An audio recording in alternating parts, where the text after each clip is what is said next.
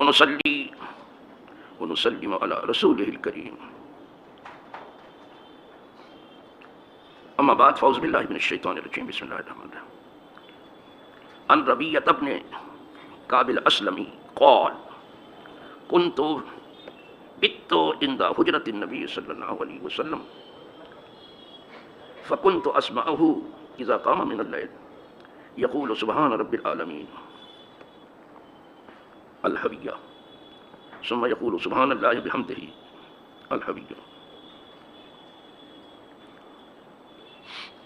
رواه النسائی والترمذی.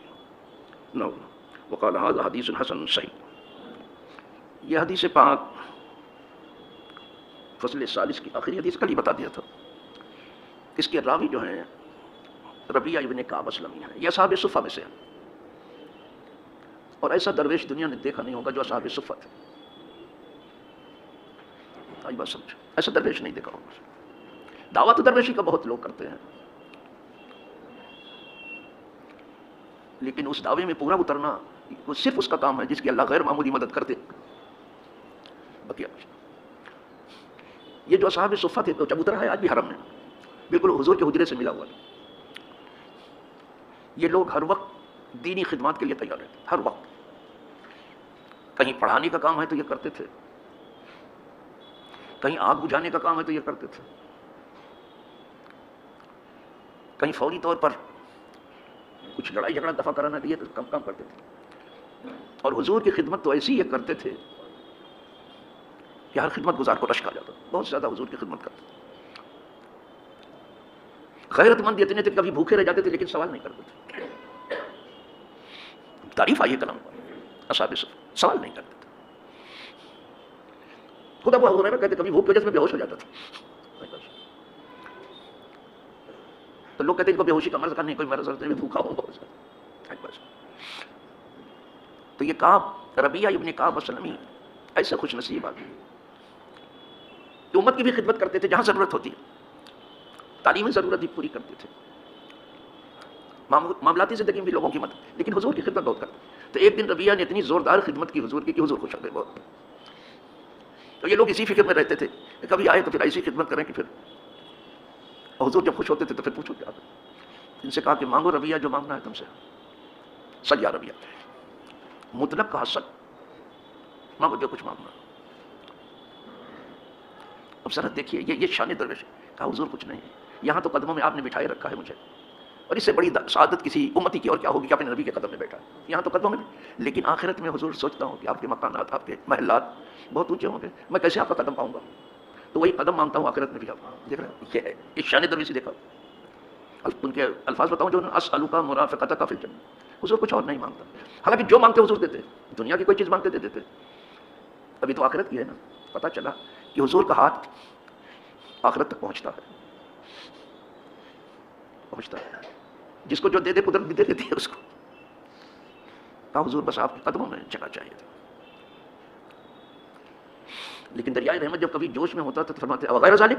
کہا کچھ اس کے سوا بھی اور چاہیے. جنت تو دیا، قدموں میں جگہ بھی دیا، لیکن کچھ اور بھی چاہیے. یہاں مانگنے والا کہتا کچھ اور دے دیجیے، کچھ اور دے دیجیے. یہاں دینے والا کہہ رہا کچھ اور مانگو. کیا شان ہے. غیر ذالک، کچھ اور چاہیے. ربیعہ جانتے ہو کیا کہا؟ چاہتے تو اور بھی مانگ لیتے تھے. کہا ہوا ذاکا یا رسول اللہ، بس آپ کا قدم مل گیا، بس اس کے بعد کچھ مجھے مانگ. اسی پر کسی عارف نے کہا ہے، بڑے اچھے انداز میں کہا ہے، تجھ کو خدا سے مانگ کر جب آپ کو میں نے خدا سے مانگ لیا تو بس سب کچھ مجھے مل گیا.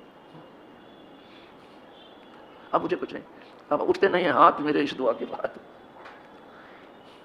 بس یہی ایک چیز. دیکھ رہے یہ ہے شان درویش.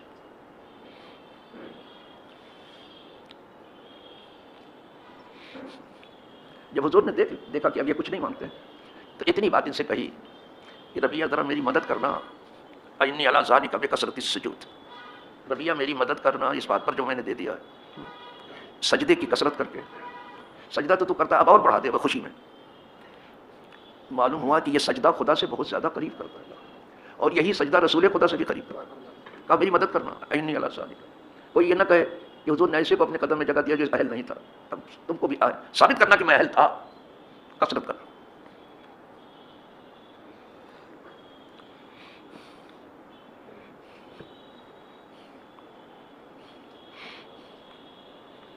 یہ ہے ربیعہ ابن کعب اسلمی.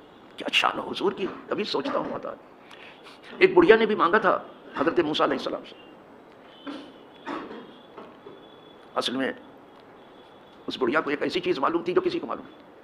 یوسف علیہ السلام کا جس میں اطہر جو ہے قریب ہی میں دریا کے تھا, دریا کے اندر, اس سے وہ بڑھیا کو معلوم تھا. جسے موسیٰ علیہ السلام پوچھ رہے تھے کسی کو معلوم ہو تو بتا. دوسرے کہا مجھے معلوم ہے, میں بتا دوں گی آپ کو. تو کہا بتا دے. کہا نہیں ایسے نہیں بتاؤں. آپ کس طرح سے بتائیں. کہا جنت میں آپ کے قدم میں جگہ چاہیے. بڑھیا بھی کس قدر ہوشیار ہے بابا. بڑھیا ہو تو ایسی ہو. ویسے بھی بڑھیا بہت ہوشیار ہوتی ہے, لیکن یہ تو بہت زیادہ ہوشیار. کہا ایسے تو نہیں بتاؤں گی. کہا پھر کیسے بتائے. کہا آپ کے قدم میں جنت میں جگہ چاہیے. دیکھا تو موسیٰ علیہ السلام جانتے کیا فرمانے کی حدیث میں پاک میں ہے سلیل جنت سلیل جنت. اب جنت مانگ لی. جنت میرے قدم میں جگہ کیا مانگتی ہے. جنت مانگ. وہ بڑھیا بڑھیا جس چیز کو پکڑتی ہے داڑھ سے پکڑتی ہے, پھر چھوڑے گی نہیں, کسی قیمت پہ نہیں چھوڑے گی. اسی لیے کہا ہے کہ 3 پیسے پکڑو جیسے بڑھیا پکڑتی ہے. بڑھیا جس چیز کسی طرح چھوڑے گی نہیں. کہا نہ اس سے کم تر کوئی چیز مجھے نہیں چاہیے. آپ کے قدم میں جگہ چاہیے جنت. موسیٰ علیہ السلام کہتے ہیں سلیل جنت, جنت مانگ لینا. یہ گفتگو ہو ہی رہی تھی دونوں میں, تو وہی آ گئی موسیٰ علیہ السلام پر کہ مانگتی ہے بڑھیا تو دے بھی دو موسیٰ. قدرت دکھا کے دے دو. دیکھا آپ نے قدرت نے بھی دلایا تو موسیٰ ہی سے دلایا. یہ دیکھو ذرا. کہا دے دو موسیٰ, مانگتی ہے تو دے دو. تو موسیٰ علیہ السلام نے دیا. یہاں حضور نے پہلے ہی سب پہلے جھٹکے کا دیا تجھے سب. کیا داد و دہشت. یہ کلیم و حبیب میں فرق ہے. ادھر سے وہی آئی تب آ کے حکم جو ہوا کہ آتے دے دو اس کو, تو وہی آ گئی پٹ سے تب دیا جا کر کے. بہت اونچی جگہ ہے نا انبیاء کے قدموں کے قریب ہونا. بہت اونچی, سب سے اونچی جگہ ہے. یہ بہت نصیب والے کو ملتا ہے یار, بہت صبر کرنے والے کو ملتا ہے. تو ربیعہ ابن کعب اسلمی ہوا ہے.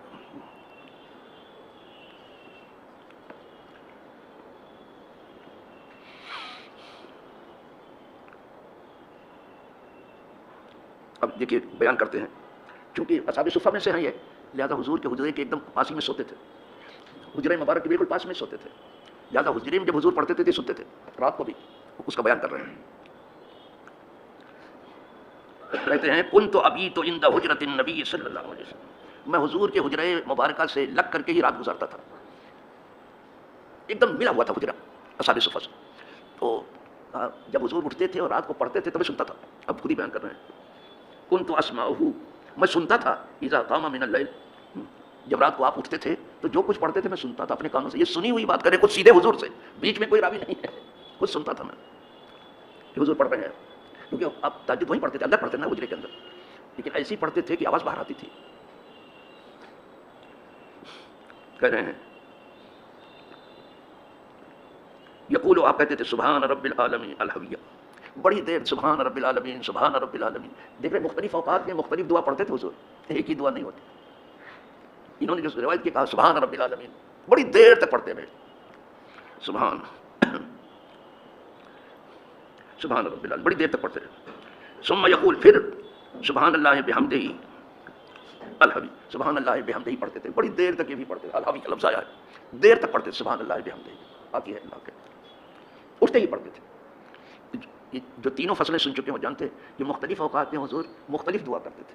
دل پر جیسا کچھ حال گزرتا تھا وہ زبان پر آتا تھا. یہ سب رٹی رٹائی بات نہیں تھی. دل جو کیفیت لیتا تھا وہی زبان پر آتا تھا. مختلف اوقات وہ چاہیے بھی ہے کہ جیسی کچھ قلبی کیفیت ویسی دعا ہونی چاہیے. اب تو یہاں دعا کرنا بھی رسم ہو گیا ہے. زندگی پر اس دعا کے سوا دوسری دعا کچھ جانتے ہی نہیں, رسم ہو گیا سب. اقبال نے تو صرف یہ کہہ دیا کہ رہ گئی رسم اذان, روح بلالی نہ رہی. صرف اذان ہی کی رسم رہی, نماز میں کیا ہو رہا ہے, اور نماز کے بعد دعاؤں میں کیا ہو رہا ہے, وہی سب رسم. رسم کی ادائیگی نہیں ہے, یہ دل کا درد ہے جو دعا بن کے سامنے آتا ہے. دعا کیا ہے, دل کا درد, دل کی کیفیت ہے. جیسی کیفیت ہوتی, ہر وقت ایسی کیفیت نہیں تھی, دل بدلتا رہتا ہے, تو اس حساب سے دعا بھی کرو. لیکن کچھ لوگوں نے کچھ دعا تھوڑی بہت یاد کر لی, بس وہ زندگی پر دہراتے رہتے ہیں. الحمدللہ یہ بات یہیں پر ختم ہو جاتی ہے, اور یہ فصل بھی ختم ہو گئی. اور رات کے اٹھنے کا معاملہ اور رات کی دعاؤں کا معاملہ بھی آپ کے سامنے گزرا. اب اس کے بعد بھی پھر نمازی کا ذکر آ رہا ہے. نماز کتنی اہم ہے میں کیا بتاؤں. اس کے بعد جو ہے جو باب قائم کیا ہے باب التحرید علی القیام. حضور خود تو قیام کرتے تھے رات کو, امت کو بھی ابھارتے تھے کہ تم بھی قیام کیا کرو. اس سلسلے میں حدیث آ رہی ہے. ابھی تک تو یہی سنا کہ حضور رات کو قیام کرتے ہیں, اب حضور ان حدیثوں میں جو آگے آئیں گی اس میں امت کو ابھار رہے ہیں کہ تم بھی رات کو اٹھ کے کچھ پڑھ لیا کرو. اسی کو اقبال نے اپنے لفظوں میں لیا ہے. وہ کہتا ہے عطار ہو فرید الدین عطار, عطاری جس کو کہتے ہیں, بہت بڑے بزرگ ہیں فرید الدین عطار. عطار ہو, رومی ہو, رازی ہو, غزالی ہو, کچھ ہاتھ نہیں آتا بے آہ سحرگاہی. یہ سب تہجد گزار ہے. امت کو ابھارا اس بات کی تہجد پڑھا کرو. جب میں یہاں آیا تو کچھ لوگ جو ہے میں نے دیکھا کہ بیچارے تہجد پڑھنے کے لیے بھی مسجد میں آتے ہیں اور وہ کھٹکھٹاتے تھے. ان کو گھر ہی میں پڑھنا چاہیے تھا, شاید ان کے گھر میں اتنی جگہ نہ رہی ہوگی, لیکن بنانا چاہیے تھا. لیکن کچھ لوگ آتے تھے, اب ہو سکتا ہے لوگ گھر میں پڑھتے ہوں, یہاں نہیں آتے, یا آتے ہوں گے تو مجھے معلوم نہیں یہاں کا آنا. وہ آتے تو کھٹکھٹاتے تھے مسجد تہجد کے وقت. کچھ لوگ ہیں پڑھتے گھر میں پڑھو تہجد, فرض یہاں پڑھو. الحمدللہ یہ تیسری فصل, دوسری بھی اس سے پہلے ختم ہو چکی, ختم ہو گئی. اب وہ چیز جو امت کو ابھاریں گے حضور, وہ سنیے گا کہ کیسے ابھار رہے ہیں امت کو رات کے قیام کے اوپر. اللہ سب کو نیک توفیق دے اور سب کا عمل اللہ اپنی بارگاہ قدس میں قبول فرمائے. اٹھیے اور صلاۃ و سلام پڑھ لیجیے. وآخر دعوانا الحمدللہ رب العالمین.